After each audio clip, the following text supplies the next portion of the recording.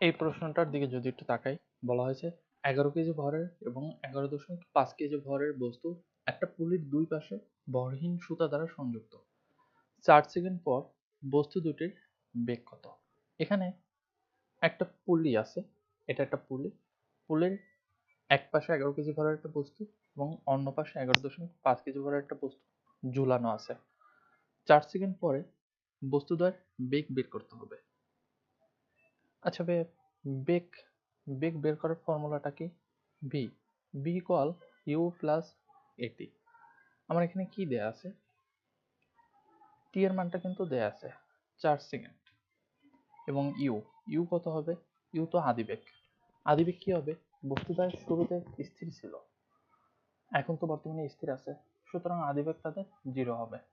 আমার এ দরকার। যদি আমি এ এর মানটা বের করতে পারি তাহলে কিন্তু আমি ভি এর মানটা বের করতে পারবো। এ এর মানটা কিভাবে বের করব? এখানে যদি একটু খেয়াল করো তাহলে দেখো, পুলির এক পাশে 11 কেজি ভরের বস্তু ঝুলানো, অন্য পাশে 11.5 কেজি ভরের একটা বস্তু ঝুলানো আছে। আমরা যদি পুলিটাকে একটু এভাবে চিন্তা করি যে পাল্লা, আমরা পাল্লার সাথে দেখি, পাল্লায় কি থাকে? পাল্লায় এরকম দুইটা প্রান্ত থাকে, দুই প্রান্তেই ভর ঝুলানো থাকে। এখন কি হয়, যদি এই প্রান্তের ভরটা বেশি হয় তখন এই প্রান্তটা নিচে নামে, এই প্রান্তটা উপরের দিকে ওঠে। আবার যদি এই প্রান্তের ভরটা বেশি হয় তখন এই প্রান্তটা নিচের দিকে নামে এবং এই প্রান্তটা উপরের দিকে ওঠে। পুলির ক্ষেত্রেও ঠিক সেম কনসেপ্টটা আমরা কাজে লাগাবো। এই পাল্লাটাকে, পুলিটাকেও একটা পাল্লার মতো আমরা ভাববো।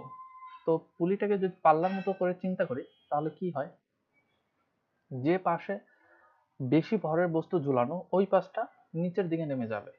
এই যে এই পাশে 11.5 কেজি ভরের বস্তু ঝুলানো, তাহলে এই পাশটা নিচের দিকে নামবে এবং এই পাশটা উপরের দিকে উঠবে।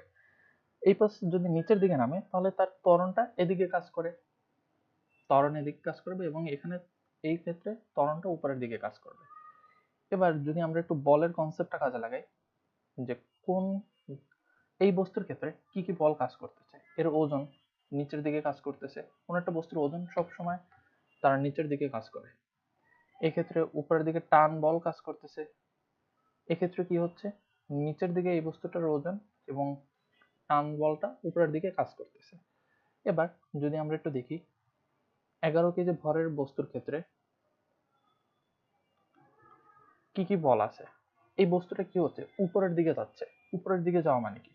অবশ্যই টি এর এখানে বড়, টি বড় এবং ডাব্লু ছোট। টি বড় হওয়ার কারণেই কিন্তু বস্তুটা উপরের দিকে যাচ্ছে। যেদিকের বলটা বড় হবে বস্তুটা অবশ্যই সেদিকে যাবে।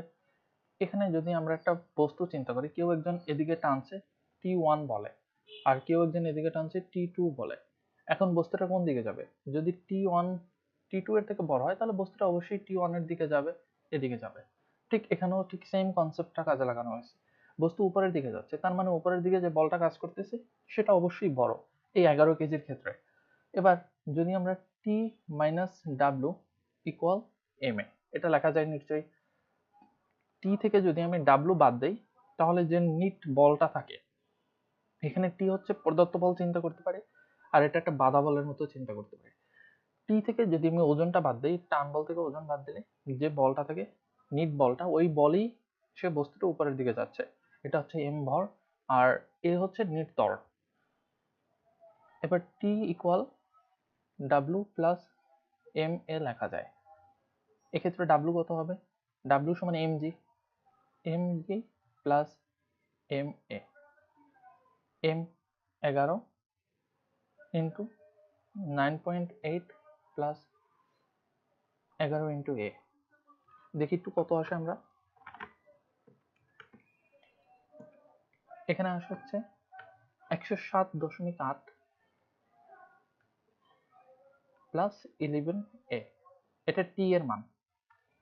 এবার 11.5 কেজি ভরের বস্তুটার ক্ষেত্রে যদি একটু বলগুলা হিসাব করি, এক্ষেত্রে দেখতে পাবো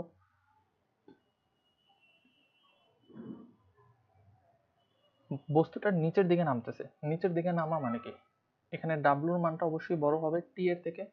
তাহলে এভাবে কি লেখা যায়, ডাব্লু, এটাকে ডাব্লু ওয়ান দেই, এটাকে ডাব্লু টু দেই, উভয় ক্ষেত্রে কিন্তু টি এর মানটা সমান হবে। এখানে এটা W1 ছিল, W1, এটা W2, এটা W1, W2 minus T equal M2A। এই যে 11.5 কেজি, এটা M2 ধরলাম, এটা M1 দেই। তাহলে এবার কি লেখা যায়? W2 হচ্ছে কত? M2G। M2G কত? যে 11.5 ইন্টু 9.8 মাইনাস টি। এই টি এর মানটা বসাই দেবো। 107.8 minus 11A equal M2A। M2 এর মান এই যে 11.5 A। এবার আমরা যদি এটাকে ক্যালকুলেশন করে A এর মানটা বের করি, এখানে 11A আর এই সাইডে 11.5A, এই দুটো মিলে হয়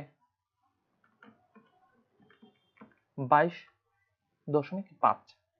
একসাথে আমরা একটা ক্যালকুলেটর বের করব, একসাথে সমীকরণটা উঠিয়ে ক্যালকুলেটর বের করব। আসে হচ্ছে এর মানটা 0.2177। এবার কি আমরা ভি এর মানটা বের করতে পারবো? কত আসে ভি এর মানটা? এখানে যদি একটু মানগুলো বসাই, তাহলে ইউ এর মানটা তো 0, এ হচ্ছে 2177 ইন্টু 4, ভি এর মান আসে হচ্ছে